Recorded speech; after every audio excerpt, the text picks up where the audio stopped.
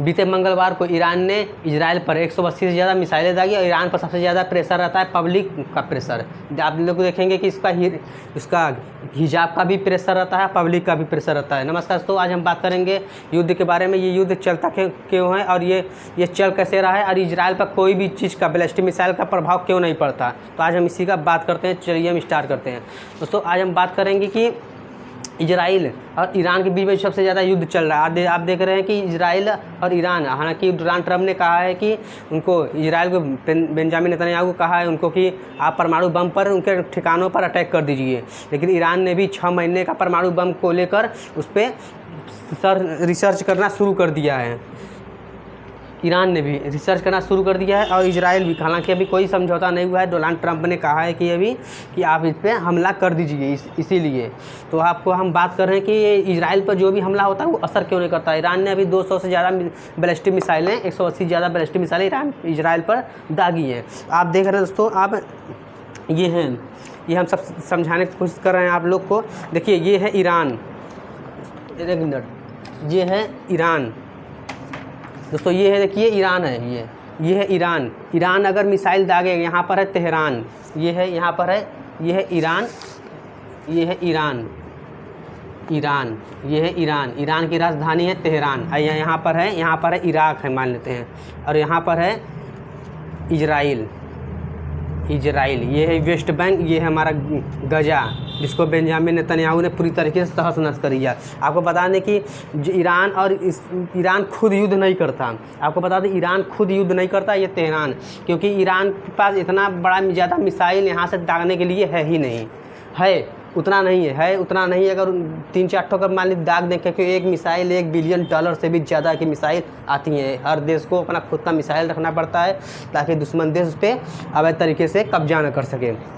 अगर ईरान ने इस पर मिसाइल, यहाँ ये है ईरान, यहाँ पर मिसाइल दागी इजराइल पर मिसाइल दागी, तो ये खुद नहीं दागेगा। इजराइल जानते किसे दबवाएगा, या तो ये सीरिया से ये अटैक करे, या तो इधर जॉर्डन इसको बिल्कुल भी मैं पसंद करता कि इसको ईरान को। सऊदी अरब, ये देखिए सऊदी अरब है।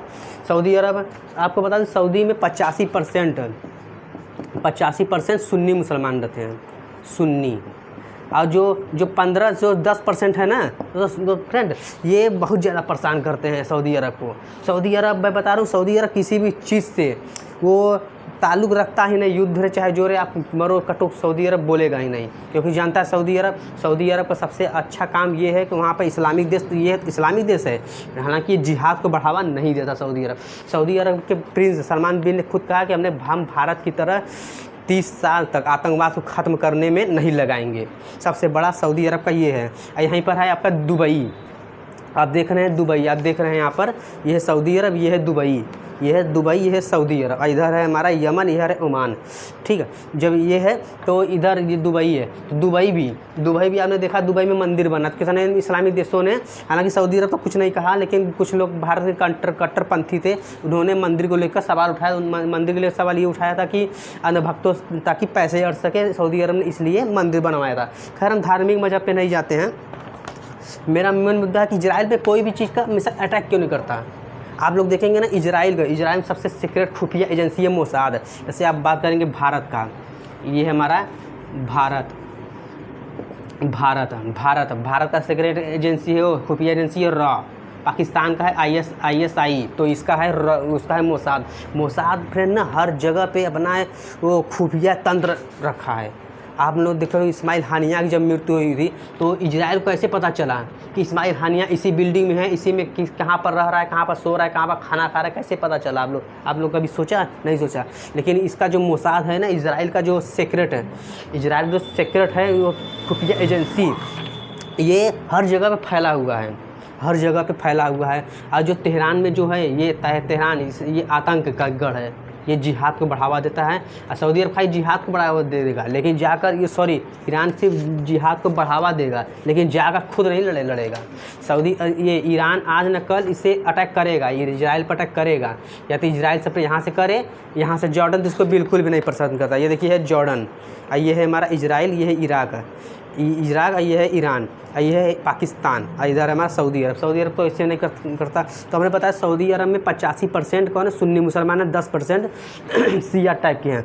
जो 10% है ना, ये सऊदी अरब को बहुत ज़्यादा परेशान करते हैं, बहुत ज़रूरत से ज़्यादा जिहाद को हमेशा बढ़ावा देते हैं सऊदी अरब। कुछ बोलता क्यों नहीं, क्या नहीं करता।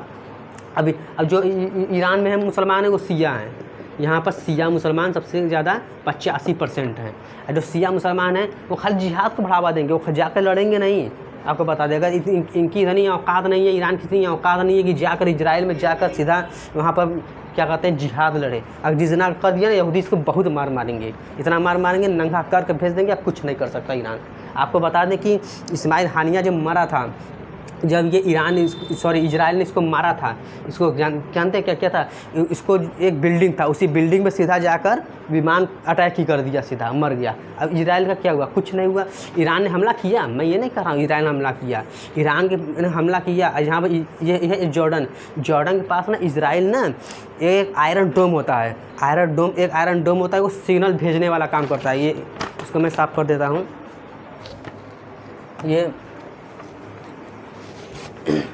ये होता है इजराइल के पास एक आयरन डोम है, ये ऐसे करके है। यहाँ पर सिग्नल भेजने वाला, ऐसे सिग्नल लगा रहता है, और एक होता है पता लगाने वाला, ये है पता लगाता है, और एक है पता लगाने वाला। यहाँ से जैसे मान लेते हैं यहाँ से कोई मिसाइल दागा, कोई रॉकेट यहाँ से कोई दागा, यहाँ पर रॉकेट दागा, तो ये सिग्नल इसको कैच करेगा और ये बताएगा ये रॉकेट इसी दिशा में जा रही है, तो ये करेगा क्या, सीधा ये मिसाइल पर अटैक कर देगा। ये आयरन डोम एक एरो होता है, एरो 3 एरो 1 होकर। तो यहाँ पर कई ठो इजराइल ने सुरक्षा लगाए हुए हैं। इजराइल पे इसी तरह नहीं होता। आपने इस्माइल हानिया जब मारा था यहाँ पर, तो इस पर क्या हुआ था, खाली थोड़ा मोड़ा जो छूट जाता है, जैसे ये 98% इसके काम कर लेता है। 98 यहाँ पर 50% जॉर्डन के पास लगाया है इजराइल ने, और जॉर्डन इसको ईरान को बिल्कुल भी पसंद नहीं करता है, इराक को भी बिल्कुल पसंद नहीं करता है। देखिए हर मुस्लिम लोग आतंकवाद को बढ़ावा नहीं देते। हर मुस्लिम लोग ये नहीं चाहते कि हमारा क्या कहते हैं ज़्यादा से ज़्यादा जिहाद को बढ़ावा दे। हर मुसलमान चाहते हैं कि एक अच्छा ज़िंदगी जी, जैसे सऊदी अरब की तरह। सऊदी अरब में आप लोग देखेंगे ना फ्रेंड्स कि यहाँ पर 85% शिया सुन्नी तो रहते हैं, लेकिन एकदम अच्छा ज़िंदगी, ये लोग किसी से मतलब ही नहीं रखते। इन लोगों का कहना ये है कि आप लोग हमारे कहाँ आइए, काम करिए, और आप वेतन लेकर जाइए, जितने दिन का वीज़ा रहेगा उतने दिन का काम करिए आप लोग, तो ठीक है। तो यहीं पर एक ना डोम लगाया है, आयरन डोम यहाँ पर। तो जैसे ही ये फेंकता है तो ये इसको कैच कर लेता है। ये हवा एक मिसाइल होती है हवा मार करने वाली होती है, एक मिसाइल होती है सतह पे मार करने, ज़मीन से ज़मीन पे मार करती है, और एक मिसाइल होती है पानी के अंदर वाला भी होती है, उसको हम पनडुब्बी भी कहते हैं। वो मिसाइल नहीं होता, लेकिन एक मिसाइल होती है हवा मार करने वाली। तो ये मिसाइल जब ईरान इस पर दागेगा तो यहाँ पर मिसाइल इस पर गिरा देगा, इसको रास्ते में ही ख़त्म कर। हालांकि 180 से ज़्यादा मिसाइलें दागी हैं, लेकिन फिर भी इजराइल पर 10 से 20 मिसाइल को असर किया है, लेकिन उससे कुछ नहीं होगा। इजराइल का कुछ नहीं होगा। तो फ्रेंड्स इसमें हम एक बात बता दें, अगर डोनाल्ड ट्रंप ये चुनाव जीत जाते हैं तो इस पर इजराइल पर क्या असर पड़ेगा। अब बता रहे हैं डोनाल्ड अगर चुनाव जीत जाते हैं, 5 नवंबर का चुनाव है अमेरिका में, अगर चुनाव जीत गए तो ये ईरान का सफ़ा। आपको बता दें कि डोनाल्ड ट्रंप ने ही उनको मारा था, कासिम सुलेमानी को। जब डोनाल्ड ट्रंप ने कासिम सुलेमानी को, इसको पता कैसे चला डोनाल्ड ट्रंप को, वो बता रहे हैं कि जाकर मारा था डोनाल्ड ट्रंप कासिम सुलेमानी को। और जब हालांकि ईरान ने थोड़ा वो किया था, लेकिन मैं बता रहा हूँ ईरान जब अटैक किया तो उस पर अमेरिका पे एक मच्छर तक से नहीं मरा था। ईरान जब मारा था अमेरिका में एक मच्छर तक से नहीं मारा था, कासिम सुलेमानी को मारा था, मौत के घाट उतार दिया था। हालांकि बहुत ज़्यादा ईरान में तबाही मच गई थी। अगर इजराइल ने भी एक बात खास बोला है, यूएनओ में खास बात बोला है, आप लोगों ने देखा होगा कि उन्होंने कहा है कि अब ईरान के लोग आज़ादी पा सकते हैं। ईरान पे 2 चीज़ का प्रेशर बहुत ज़्यादा रहता है। प्रेशर नंबर 1, ईरान जो है ये है, आप लोग देख रहे होंगे ईरान, ये है ईरान, और ये है सऊदी अरब, ये है इराक, और ये है सीरिया, ये है जॉर्डन। तो ईरान पे 2 चीज़ का पब्लिक प्रेशर बहुत ज़्यादा रहता है। ईरान पे पब्लिक प्रेशर बहुत ज़्यादा रहता है। 1 मिनट, ठीक। एक होता है पब्लिक प्रेशर और एक होता है गवर्नमेंट का। ये जो अयतुल्ला खामेनेई है ना, अयतुल्ला खामेनेई, ये खामेनेई ये इनको इसको बिल्कुल भी लोग पसंद नहीं करते, बिल्कुल भी लोग पसंद नहीं करते। आपने देखा होगा हिजाब विवाद हुआ था, हिजाब में, ईरान में हिजाब विवाद, मतलब कम हज़ारों महिलाएं, हज़ारों औरतें थीं जो हिजाब को उठाकर आग में फेंक दी थी। हालांकि बहुत से कंट्री में हिजाब बैन हो गया है। आपको देखेंगे तो उज़्बेकिस्तान के, तुर्कमेनिस्तान में भी बैन हो गया है, और ट्यूनीशिया में भी अभी हिजाब पहन कर कोई आया था तो वहाँ पर आतंकी हमला हो गया। ट्यूनीशिया एक साउथ अफ्रीकन कंट्री है, अफ्रीका का देश है, तो वहाँ पर भी होता है। ये जो खामेनेई है ना, ये बिल्कुल भी यहाँ के लोग नहीं पसंद करते हैं। और जब कासिम सुलेमानी जब मारा था तो उस समय हसन रूहानी थे ना, उस समय वहाँ के हसन रूहानी थे, प्रेसिडेंट थे, तो उन्होंने कहा था कि हम जाकर अमेरिका को मारेंगे, लेकिन ऐसा कुछ हुआ नहीं, एक मच्छर तक से नहीं मरा। तो ईरान खाली बस ऐसे कहेगा, जिहाद को बढ़ावा देगा, लेकिन खुद जाकर इन्हीं की हिम्मत नहीं है कि इजराइल में जाकर इसको मार दे। और जिस दिन ईरान ऐसा करे, यहूदी उसको बहुत मार मारेंगे, और उसका मैं कुछ कह नहीं सकता कि क्या करेंगे इसका। और मैं बता रहा हूँ कि इजराइल पे अगर इसको अटैक करेगा, तो मैं नहीं चाहता कि ये युद्ध हो इजराइल और ईरान में, क्योंकि अगर ये युद्ध हुआ तो भारत पे से बहुत ज़्यादा प्रभाव पड़ेगा। फ्रेंड्स, सबसे ज़्यादा भारत पे ज़्यादा जानते क्या प्रभाव पड़ेगा। आपको हम बता दें कि ईरान से और इराक से सबसे ज़्यादा तेल आता है। आप लोग देखेंगे रिफाइनरी के तेल आता है, गैस, पेट्रोलियम, डीजल ज़्यादा इराक से भारत आयात करता है। सबसे ज़्यादा भारत से आयात करता है डीजल, पेट्रोलियम आयात करता है। आप लोग देख रहे होंगे इराक से, अगर ईरान से भी करता है, ईरान से भी करता है भारत, पेट्रोल, डीजल टाइप करता है। अगर ये हो,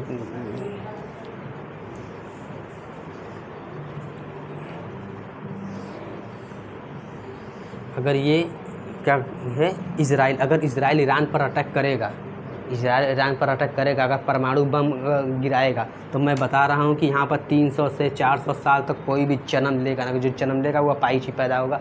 आप लोग जानते हैं कि जब 1945 में हिरोशिमा और नागासाकी में अमेरिका ने बम गिराया था, तो वहाँ पर क्या स्थिति हुई थी। हालांकि जान कोई नहीं गिराया था, लेकिन जो गिराया था, लेकिन आप लोग देखेंगे वहाँ पर आज भी लोग बहुत बेढंग तरीके के पैदा होते हैं, किसी के पैर में कुछ कमी हो जाती है, आप लोगों ने देखा होगा। तो अगर इजराइल पे अटैक करेगा, हालांकि इजराइल ने साफ, बेंजामिन नेतन्याहू ने साफ कहा है कि यहाँ पूर्वी ईस्ट में, यानी कि यूरोप में ऐसी कौन सी जगह है जहाँ पर इजराइल के हाथ नहीं पहुँच सकते।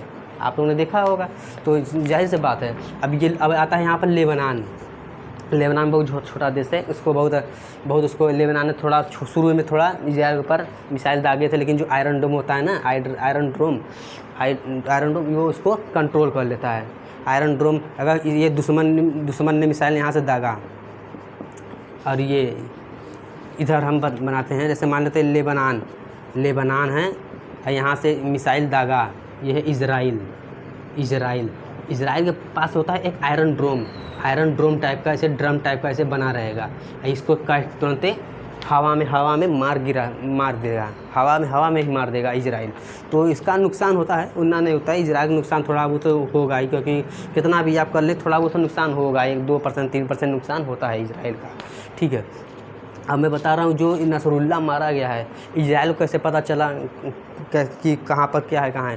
जो मोसाद के जो होते हैं खुफिया तंत्र, वो हर जगह फैले हुए हैं। मोसाद खुफिया तंत्र ईरान की राजधानी है तेहरान में भी है मोसाद का खुफिया एजेंट। जो वहाँ का जो हेड है, जो चीफ है वहाँ का, वही है मोसाद का असली जड़, वहाँ पर है, वही है।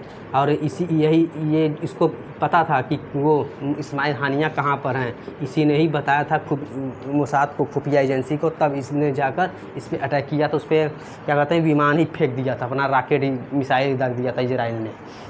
और वह यहाँ पर भी हुआ था, इजराइल को पता था। मोसाद ने हर जगह पे अपनी पूरा तरीके से खुफिया तंत्र फैला रखा है मोसाद ने। अब एक युद्ध सुना होगा इजराइल का और यमन का युद्ध सुना होगा आप लोगों ने, कि इजराइल कैसे जाकर उनको बचा कर लाता है। कभी इस पर हम चर्चा करेंगे डिटेल में। तो सोचे यही था कि इस पर कोई प्रभाव न पड़े, लड़ाई न हो, तो बहुत ज़्यादा ही है। हालांकि जो ईरान पे जो पब्लिक प्रेशर है बहुत ज़्यादा बढ़ सकता है, ईरान बहुत मुश्किल में आ जाएगा अगर डोनाल्ड ट्रंप ये चुनाव जीत जाते हैं। डोनाल्ड ट्रंप अगर ये चुनाव जीत जाएंगे तब तो ईरान का बचना मुश्किल है, तो भारत भी नहीं बचा सकता। हालांकि भारत ने मध्यस्थता करने की बात कही है। अब एक बात हम और बता दें इसमें ना कि आप लोगों ने देखा होगा इजराइल में बेंजामिन नेतन्याहू इस समय प्रधानमंत्री हैं। उससे पहले एक नेफ्ताली साहब थे प्रधानमंत्री। हालांकि बेंजामिन नेतन्याहू उनकी सरकार गिरा दी थी। तो यहाँ पर एक खासियत ये है ना, यहाँ की सुरक्षा नीति नहीं बदलती कभी। सुरक्षा नीति यहाँ पर सुरक्षा नीति इजराइल की नहीं बदलती। अर्थ विदेश नीति या सुरक्षा नीति इजराइल की नहीं बदलती। लेकिन भारत में जब चुनाव होगा, भारत में जब चुनाव होगा तो यहाँ पर क्या होगा, सुरक्षा नीति बदल जाएगी। एक सरकार आएगी तो पाकिस्तान से हाथ मिला लेगी, और दूसरा सरकार आएगी तो पाकिस्तान को गालियाँ देंगी ढेर सारी। देख रहे हैं आप लोग कि पाकिस्तान ऐसे भी बहुत खास देश नहीं है। पाकिस्तान ने हर समय पे हर लोगों को धोखा दिया है। पाकिस्तान ने चीन को भी धोखा दिया है, भारत को भी धोखा दिया है। आप लोगों ने देखा होगा कि FM most favour nation FMN का दर्जा होता है, एक दर्जा होता है।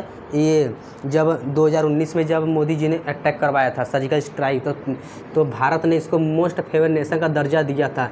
ये दर्जा होता क्या है ना, जैसे कि कोई भी माल जा रहा है, भारत से कोई भी माल जा रहा है पाकिस्तान, माल कुछ भी हो सकता है, टमाटर हो सकता है, आलू हो सकता है, प्याज होता है, बर्तन हो सकता है, सोना चांदी कुछ भी हो सकता है।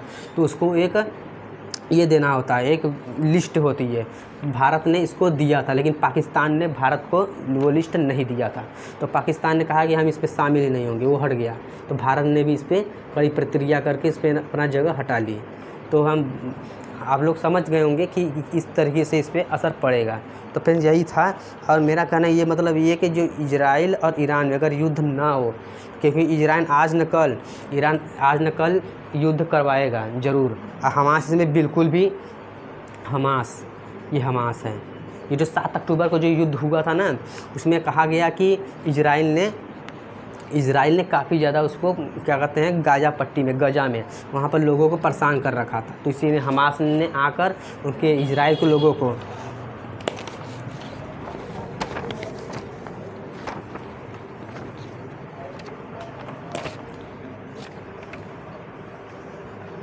ये है गजा और ये हमारा वेस्ट बैंक है। इधर हमारा क्या कहते हैं, मीर सागर है। सब इस सब पे बात नहीं कर रहे हैं। और जो यहाँ पर जो है ना गजा है ना, तो लोग वहाँ पे हमास का नेता कह रहा था कि ये जो गजा है, इजराइल यहाँ पर आकर क्या कहते हैं, लोगों को परेशान कर रहा था। तो हमास को अटैक इजराइल पे करना पड़ा। कुछ इजराइल के वहाँ पर कुछ महिलाएं थी, उनका रेप भी कर दिया था हमास नेता ने। वहाँ के लोग, हमास के चीफ के कुछ खास लोग, वहाँ पर इजरायली लोग को बंधक बना लिया गया। हालांकि लड़कियों के साथ गलत बर्ताव भी किया गया। आप लोग समझ रहे होंगे।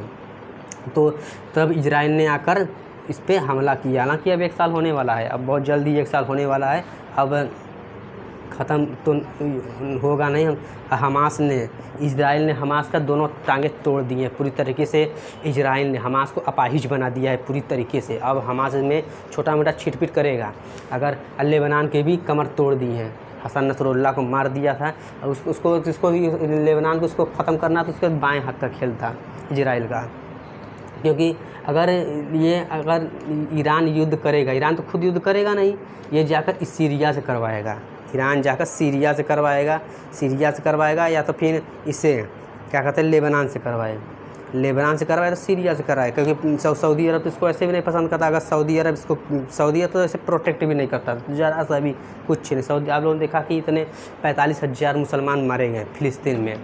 तादाद इनकी 45,000 की है। मैं करेक्ट बता रहा हूँ, हालांकि 42,000 दिखा रहा है। 45,000 करेक्ट मुसलमान मारे गए।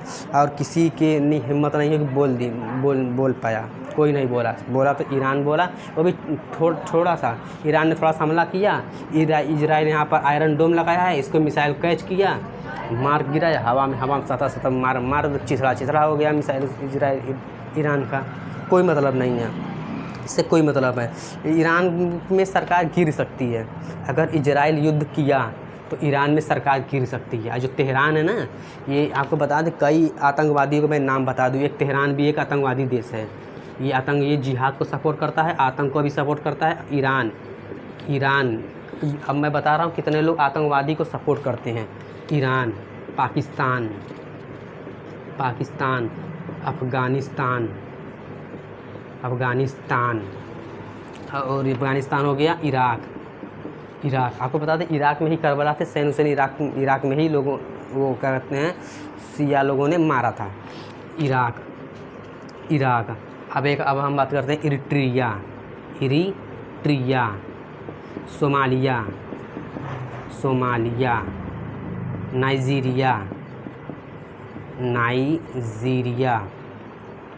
नाइजीरिया हो गया। हाँ, इतने लोग हैं आतंकवाद को सबसे ज़्यादा सपोर्ट करते हैं। आतंकवाद को हालांकि जो हिजबुल्लाह है, हिंदी में तो हम लिख ही नहीं पा रहे हैं।